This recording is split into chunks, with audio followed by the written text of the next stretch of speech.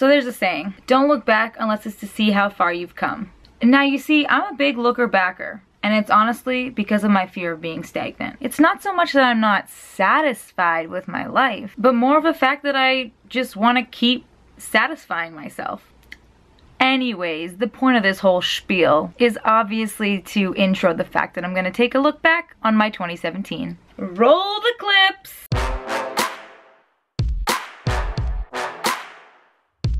So, January started off like this. 3, 2, 1! Happy New Year! My plan was to spend New Year's Eve on an airplane to reflect the year of travel that I wanted to have. But my plane ended up landing so much earlier than expected in Chicago that I spent New Year's in an airport with strangers, and it honestly wasn't even bad. Then I made a bet with my friend Ben Fryer. He bet I wouldn't dye my hair blue, but obviously I did, and it was the worst mistake ever. That's when my hair fell off. After that, I was nominated for 2 freaking Shorty Awards. And then I met Ethan and Annette in Philly, and we had the time of our lives. In February, I broadcasted for 19 hours, and we were the first to hit 3 million likes on YouNow, setting a record. Then I had a lovely interview with the amazing Marcus Johns. They were like, loving that.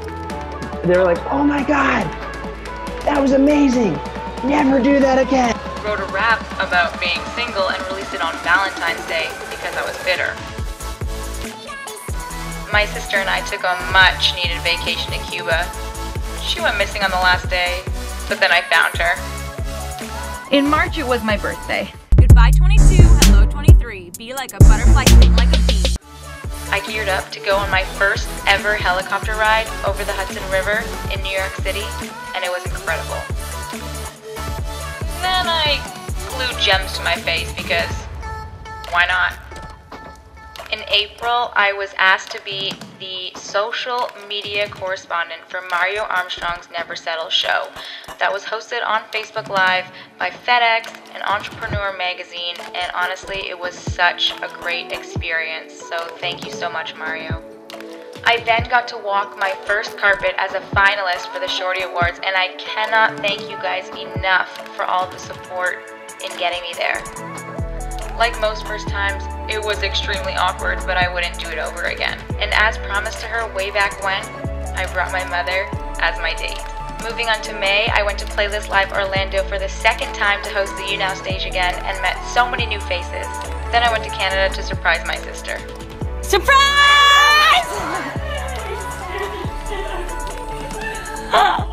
I loved surprising my sister so much that I went back to Canada in June to surprise my mom for her birthday. Hi, Mom!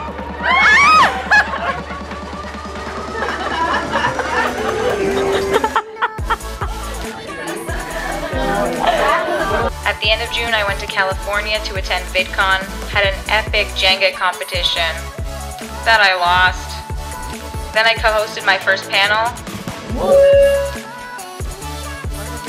That's our timer clock. Met Lord DIY, Liza Koshy, and Jason Nash, and then ended it out ambushing people with Mike Smalls Jr., one of my boys. I started July off celebrating Canada Day with my friend Sicko, spreading the spirit on the streets of Toronto. And then I went back to New York to celebrate the 4th of July because #America adopted me. I also happen to do a lot of eating in July. Sorry, Mom and Dad, for this video. Still love me. Bye. But it turns out people like watching me eat, as my most viewed video on YouTube to date is a naked ASMR Chipotle mukbang. Yay for food. I renewed my work visa, and then celebrated by getting my first tattoo ever. Small miracles in life every day. That's not how you spell it, Evie. What? In August, my friend Jordan and I signed up for improv classes. I got to see the solar eclipse, and then I made one catchy rap with my mother. Speaking of my mom. Yeah, I'm an annoying mother. Some people call me queen. And they also say I'm savage, but my name is bitches. You really thought I was gonna tell you my name? Oh my God, Mom, that was so savage. Are you gonna keep interrupting me, Evie? September was all about meeting online friends in real life. I went to Playlist Live in Washington, D.C.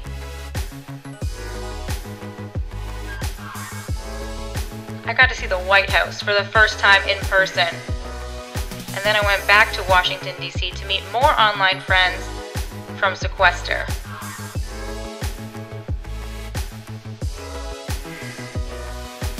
On October 1st, I had my first improv show. Then for Canadian Thanksgiving, I couldn't be with my family, so I gave back and fed the homeless.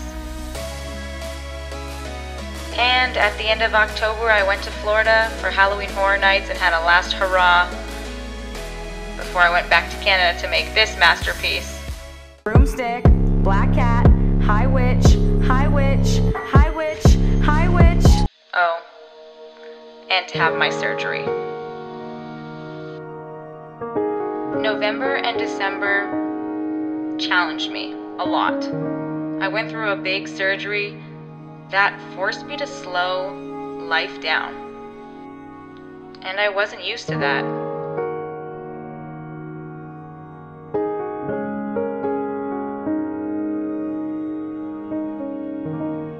To control my emotions and to keep me inspired, I started something that I called a rap diary. It was a piece of art that I created every single day to help me release my emotions during my recovery. And honestly, it healed me. And well, that takes us today, 30 minutes before the new year starts, and I couldn't imagine it with anybody else but the woman who has been through everything with me this year. Let's survive! My face is frozen! See you later, 2017! Hello, 2018!